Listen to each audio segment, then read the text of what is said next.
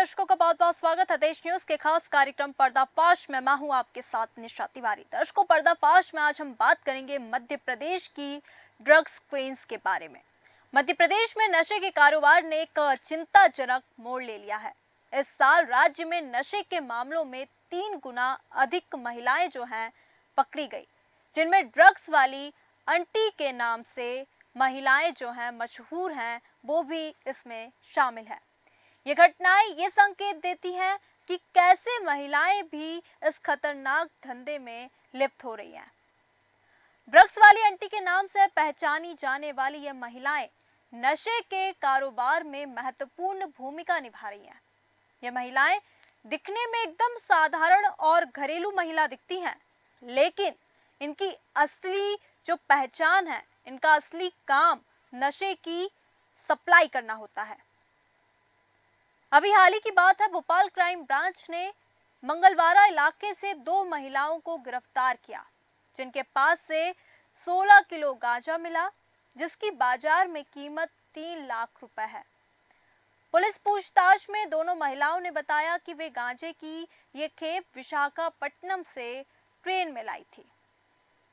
इनमें से एक महिला रीना उइके पहले भी गांजे की तस्करी में पकड़ी जा चुकी है।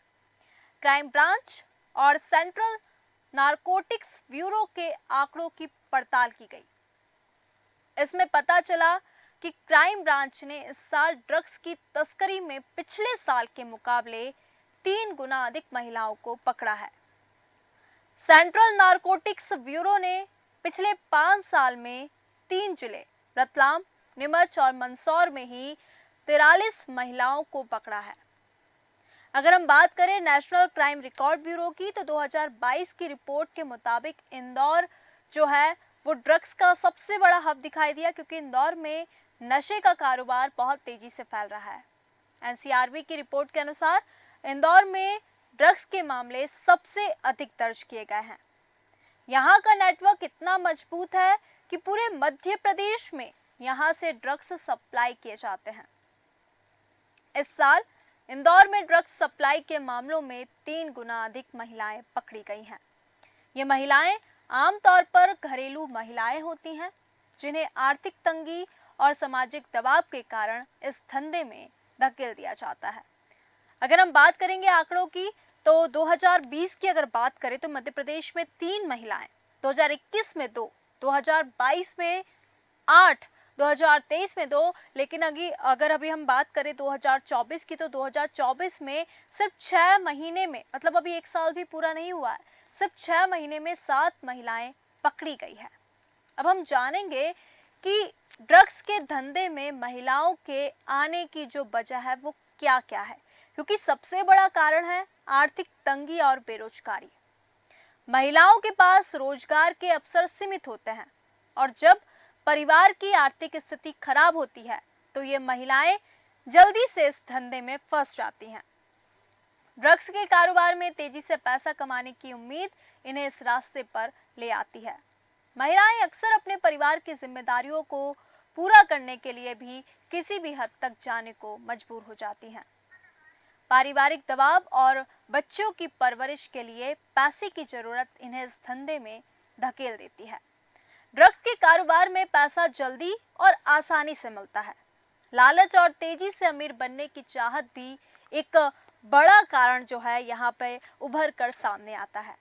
कई महिलाएं सोचती हैं कि वो थोड़े समय में बहुत सारा पैसा कमा लेंगी, फिर इस धंधे से बाहर निकल जाएंगी। लेकिन कहते ना कि जब एक बार किसी इंसान को उसकी लत लग जाती है तो उसको छोड़ना बड़ा आसान होता है। ठीक ऐसा ही इस मामले में है। महिलाओं के इस धंधे में आने का एक और कारण है महिला अपराधियों का नेटवर्क। ये महिलाएं नए लोगों को अपने साथ शामिल करती है, एकदम नेटवर्क मार्केटिंग की तरह। जैसे नेटवर्क मार्केटिंग होता है ना, कि एक व्यक्ति को उस मार्केटिंग के बारे में बताना कि अरे भाई तुम इस मार्केटिंग में जुड़ जाओ, तुमको इतना मुनाफा होगा। ठीक वैसे ही महिलाएं जो होती हैं इस धंधे के फायदे बताकर उन महिलाओं को अट्रैक्ट करती हैं। हमारे साथ हमारे मेहमान जुड़ेंगे जो तमाम जानकारी देंगे कि कैसे इस साल नशे के कारोबार में 3 गुना अधिक महिलाएं जो पकड़ी गई हैं। क्या कारण है कि ये केवल आर्थिक तंगी इसके पीछे कारण है या इसके पीछे और भी कोई कारण जो है वो सामने आएगा? ये देखने वाली बात होगी कि महिलाओं को ड्रग सप्लाई के लिए क्या उपयोग किया जा रहा है। क्या ये सच है कि महिलाओं पर कम शक किया जाता है इसलिए उन्हें इस धंधे में शामिल किया जा रहा है, या फिर कोई और कारण? ये तमाम जो प्रश्न हैं इस वक्त सामने निकल के आते हैं, क्योंकि समाज में इन महिलाओं के प्रति कैसा दृष्टिकोण देखता है। क्या समाज में इन महिलाओं को अपराधी के रूप में देखा जाता है या फिर पीड़ित के रूप में देखा जाता है? अपराधी क्योंकि आप सक्षम हैं, फिर भी आप अधिक लालच के लिए ड्रग्स जैसे कारोबार करते हैं तो आप अपराधी हैं। पीड़ित अगर आपकी मजबूरी है, जैसे कि हमने कारण भी बताया बहुत सारे कि बहुत सी महिलाएं जो होती हैं वो आर्थिक तंगी और घर की परेशानियों से मजबूर होती है और वो कम मेहनत में, कम चीज़ों में अधिक पैसा कमाने की चाहत में वो लोग इस तरह के जो घटनाक्रम होते हैं उसमें शामिल हो जाती हैं।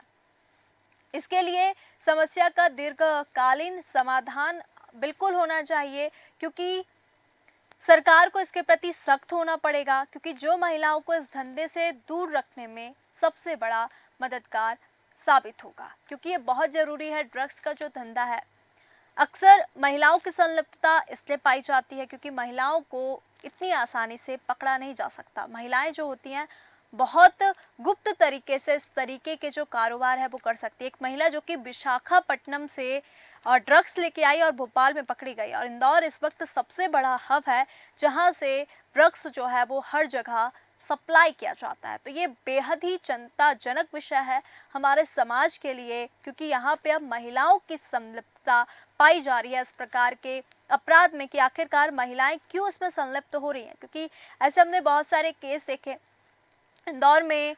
ड्रग्स क्वीन हमारे साथ वरिष्ठ पत्रकार हैं विद्युलता जी, आपका बहुत बहुत स्वागत है। आपसे मेरा पहला प्रश्न यह है कि इस साल मध्य प्रदेश में नशे के कारोबार में 3 गुना अधिक जो महिलाएं हैं वो पकड़ी गई हैं। क्या आप इस बढ़ती भागीदारी के पीछे प्रमुख कारण बता सकते हैं कि आखिरकार ये कारण क्या है, क्यों महिलाओं की इतनी ज्यादा संलिप्तता पाई जा रही है? पहले तो नमस्कार जी। हाँ, मैं ये कहना चाहती हूँ कि जब हम एक समाज में रहते हैं तो हमें बहुत चौकन्नी नजर रखनी चाहिए। आज जो स्थितियां बन रही हैं इसको देखने पर पता चलता है कि इसका कारण आज नहीं है। 10 साल पीछे जाइए आप।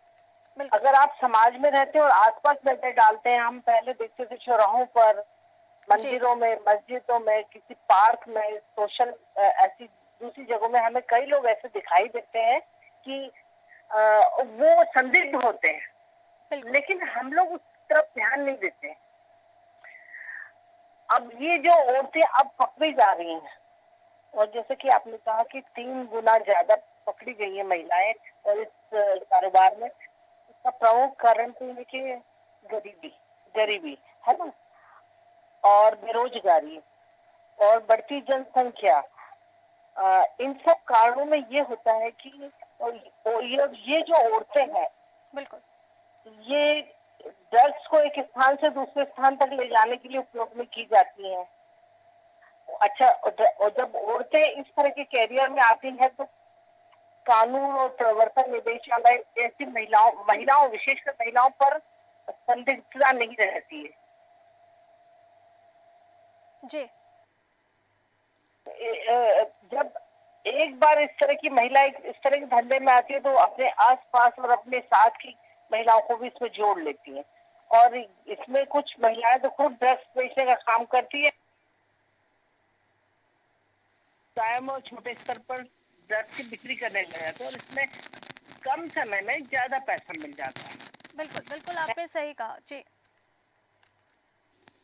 जी हमारे साथ क्राइम ब्रांच से शैलेंद्र सिंह चौहान एडिशनल डीसीपी जुड़ चुके हैं। आपका बहुत बहुत स्वागत है।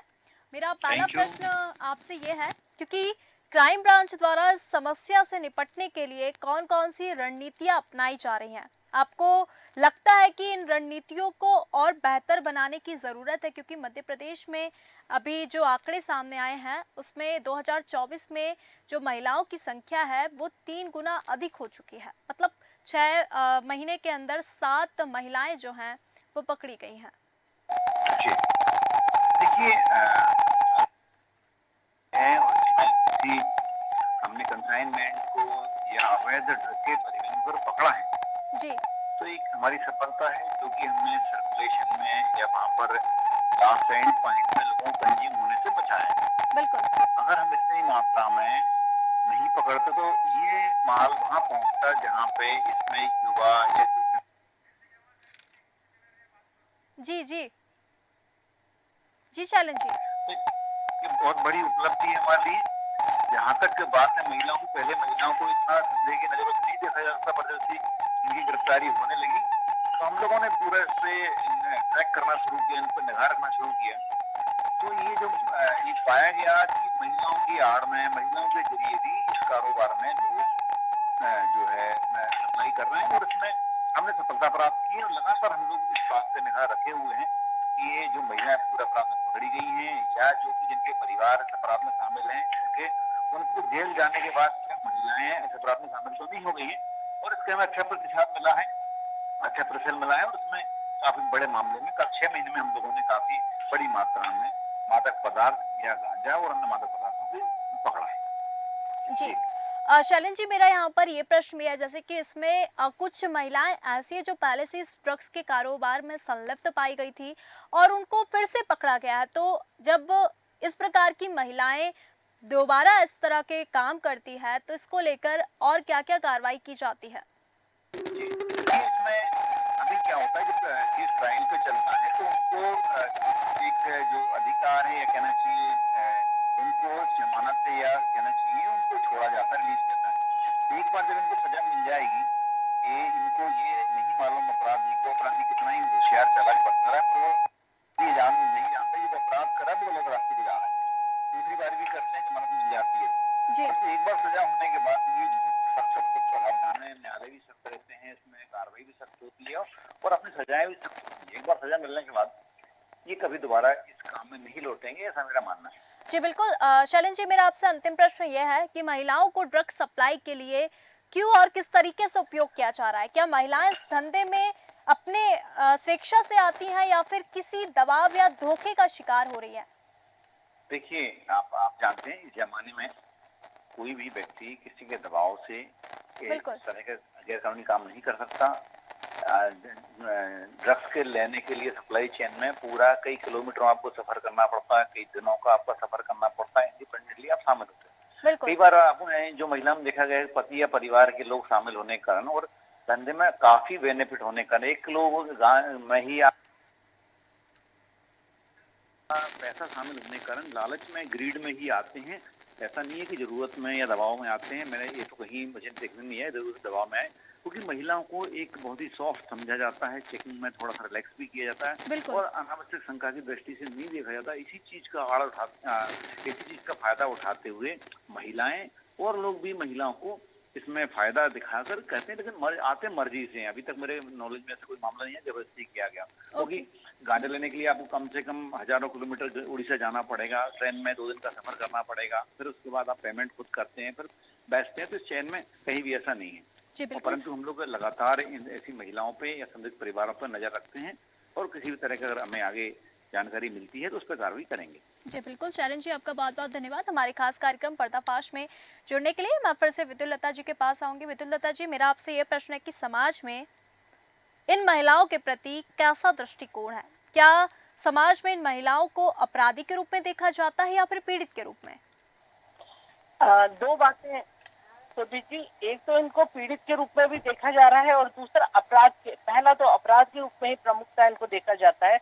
मैं एक छोटा सा उदाहरण बताना चाहती हूँ। मैं जबलपुर जेल की कैदी महिलाओं पे काम कर रही थी कुछ बरस पहले, तो वहां मुझे एक महिला मिली थी और इनको एक तो क्या है, अशिक्षा होना सबसे बड़ा कारण है कि उन्हें कानून के बारे में ठीक से पता नहीं है कि अगर हम ये अपराध करेंगे तो हमें कितनी बड़ी सजा हो सकती है। तो जो मैं उदाहरण बताना चाह रही हूँ, जबलपुर जेल से एक महिला थी, उसको हिंदी बिल्कुल नहीं आती थी, वो साउथ की एक महिला थी और किसी सेठ क्या काम करती थी और वहां 2 लड़के जबलपुर के, उससे किसी तरह से उनकी मुलाकात हो गई और वो उन्हें इस धंधे में लेकर आ गए। उसने मुझे अपनी कहानी सुनाई कि मैं जब उन्होंने मुझे बोला हम तुमसे शादी करेंगे, जी। एक उसका भाई बन गया और एक प्रेमी बन गया, और उसके पास अटैची में होशंगाबाद पुलिस ने फिर उसे पकड़ा। काफी बड़ी मात्रा में उनके पास से ड्रग्स बरामद हुआ, और वो रो रो के ये बता रही थी कि मैं फंस गई, मुझे नहीं मालूम था कि मेरे सूटकेस में ये रखा गया। उसे होशंगाबाद के पास किसी गांव में शादी के नाम पर झांसा देके ले जाया जा रहा था। तो इस तरह से अनपढ़ता, नासमझी और घर के लोगों से भी इन चीजों की बेरुखी। पहली बात तो इस तरह की औरतें जो होती हैं उनके घर बार भी शायद ही होते हो, मुझे लगता है, बिल्कुल। जो स्वतंत्र होती है, और कहीं ऐसी सड़कों पर रहने वाली औरतें इस तरह के बदमाशों की गिरफ्त में आ जाती। बिल्कुल आप तो और पूरी में शामिल होती है, ये बात भी सही है, लेकिन ट्रैफिकिंग, हिंसा या आर्थिक मजबूरी के कारण धंधे में वो फंस जाती है। बिल्कुल। और ये जो भागीदारी है बहुत जटिल है। इसमें सबसे पहले पुलिस का हाथ होना बहुत जरूरी है। पुलिस को बहुत ज्यादा चौकन्ना होने की जरूरत है, क्योंकि पुलिस बहुत जल्दी समझ जाती है कि संदिग्ध औरतें हैं, कहाँ पर हैं, कैसी हैं, उनकी सब नॉलेज में होता है ये। बिल्कुल। विद्युत हाँ। लता जी, आपने ये बात बिल्कुल सही कही कि जो अशिक्षा का अभाव कहीं ना कहीं देखा जाता है, जैसा आपने कहा कि ये महिलाएं वही होती है जो स्वतंत्र होते हैं, जिनको कानून का ज्ञान नहीं होता और वो इस तरीके के चीजों में जो है संलिप्त हो जाती है।